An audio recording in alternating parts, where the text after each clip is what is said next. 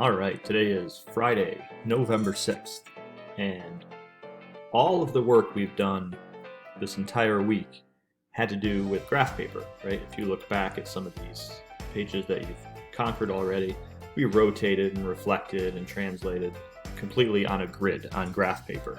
So we were counting boxes, we were drawing lines, we were rotating about the origin, referring to the origin, and all that. Now, if you notice, the next several pages do not have graph paper. So that's why we call this congruence using rigid motions off the grid. Call it off the grid, meaning there's no graph paper. We have to figure it out another way. We have to use different words than we would have like x equals 3 or origin or 90 degrees. We're going to use different words. So if you look at number 1, triangle MPO is this one here. They're telling you that it's congruent to triangle NPO.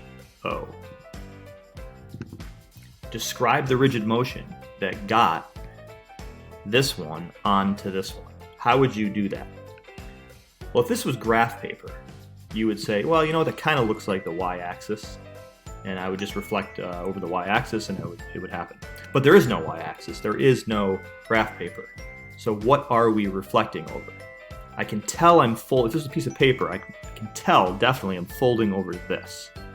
So what would you call that thing? If you had to describe that location to somebody, you would say, I don't know what this is called, but I know it goes from P to O, so how about we call it that? How about we call it segment PO? And that's exactly what it is. Segment PO is the segment that you're folding this over, that you're reflecting this over. So you would say, reflect triangle MPO over the line PO. You could also say the segment PO, because this could also be a line if you wanted to call it a line. So either line or segment. And then here's the weird Shakespearean end to this. Such that, where would M end up? Wouldn't M end up on top of N? So you just need one example of a point that maps onto another point, since we don't have graph paper. Such that M maps onto N. There you go. That's how you do it without graph paper. Reflect triangle MPO over the line PO such that M maps onto N. Alright, let's try number 2. This one tells us again that triangle ABC is congruent to triangle DEC. Look at the order of this. This is important because this could be, is it a reflection? Is it folded over that line, or is it twisted and turned? Let's see. A goes to D.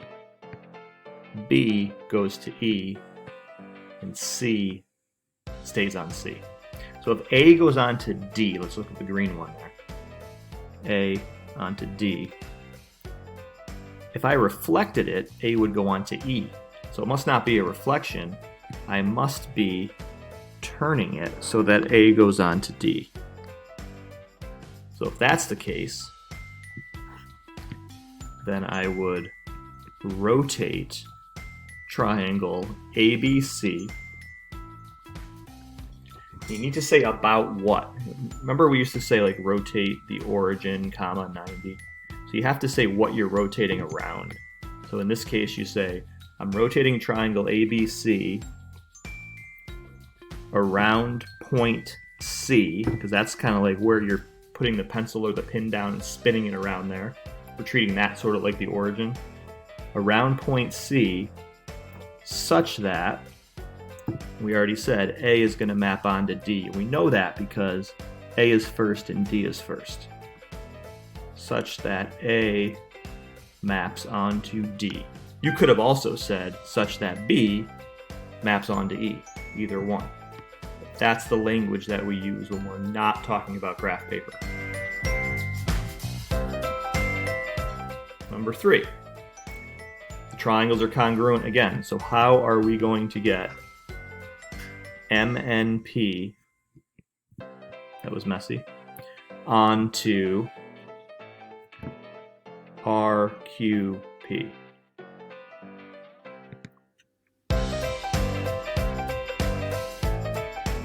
It looks like someone put their foot right there and kicked it over, right? So it looks like all this was it was here, and then we rotated it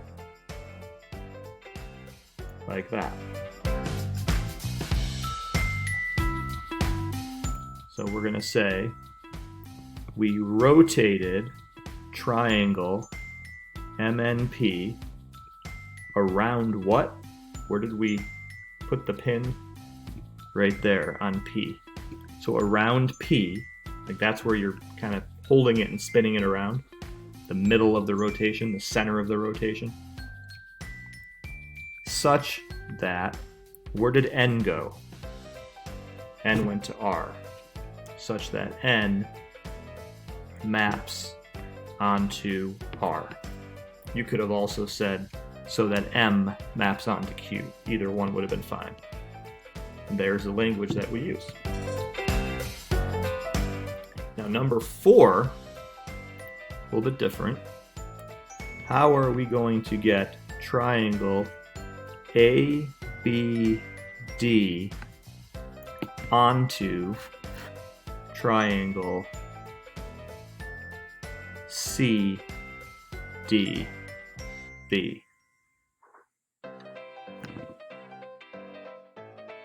Now, if you try to fold it, some people think that if you folded it over this line, what would happen is you would end up with the triangle kind of like that work.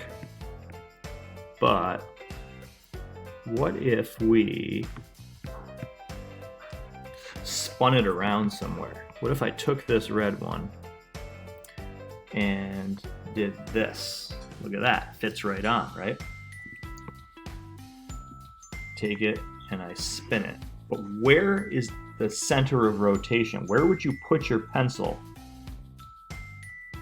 or your thumbtack, or where would you push down to spin it around? It turns out the center is right there. If you used patty paper to do this, you'd notice that that's the center. So this is going to be a little bit different for language. It's going to say, we are going to rotate triangle ABD around this. But what the heck is that? There's no letter there. Well, isn't that the middle of DB? So I'm just going to say around the midpoint of DB. That's the best explanation I can come up with. Like, where is that? I don't know. It's halfway between D and B, so the midpoint of DB. Good enough. And then you always have to throw a such that in there. Such that, let's say, A mapped onto C. Isn't that where A would end up after you spun it? So again, mathy language, but that's how we say it when we don't have graph paper. Number 5. Now this is asking us to get MEP, the red one, onto OEN, the green one. It's very similar to number 2. So kind of look at the wording for number 2 there. And then think of how we're going to get the red one onto the green one. That point's important. And then you're just going to go like this.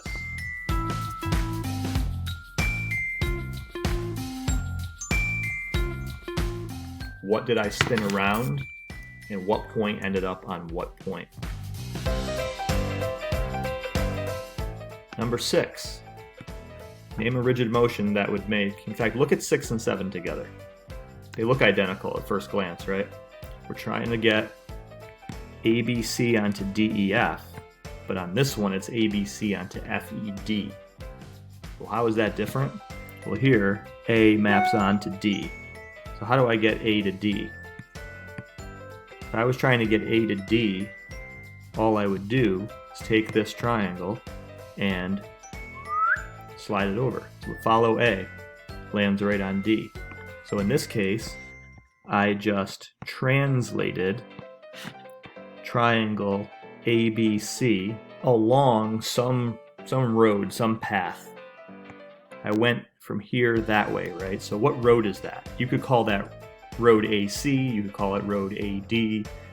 I think A to D makes the most sense, right? Because aren't we starting at A and going to D? So it's almost like that's the path you would take. We call that path a vector.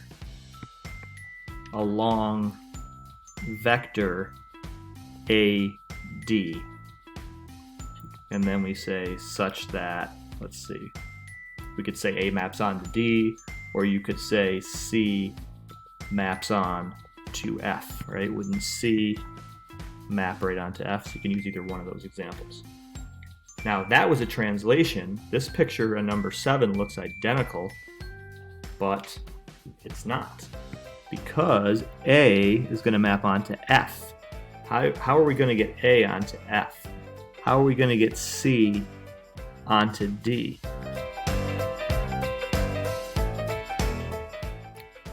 That would work if I flipped it and folded it over that line, right? Now, how do I know what that line is? It's not the y-axis. There's no graph paper.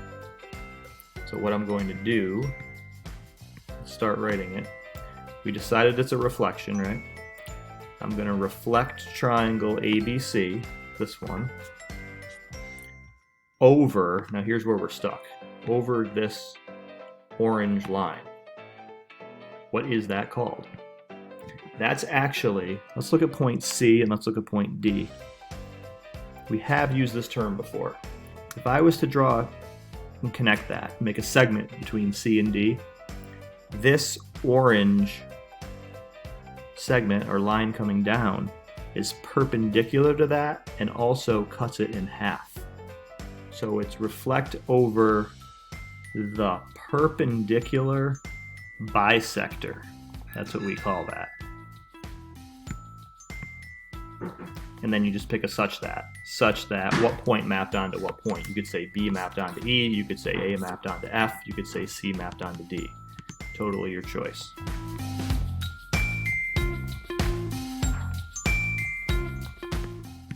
That's some intense language right there. Perpendicular bisector, which sort of looks like an x equals line or the y-axis, but there's no graph paper, so we have to say the perpendicular bisector of CD. It's the best way we can explain it. So the assignment that you're going to upload are the next 2 pages, 15 and 16. You're going to take pictures of those. And first one's done for you, they're not numbered. But the second one, you can use number 4 as a hint on the previous 2 pages, the one we went over. Number 4 is your hint for that one. The next one, use number 1 as a hint from the last couple pages. On the next page, use number 2 as a hint. And then use number 7 as a hint. And the final one, we'll consider that a bonus question, although it's pretty similar to one of the ones you just did. So that's your assignment. You're going to upload those pictures, those 2 pages.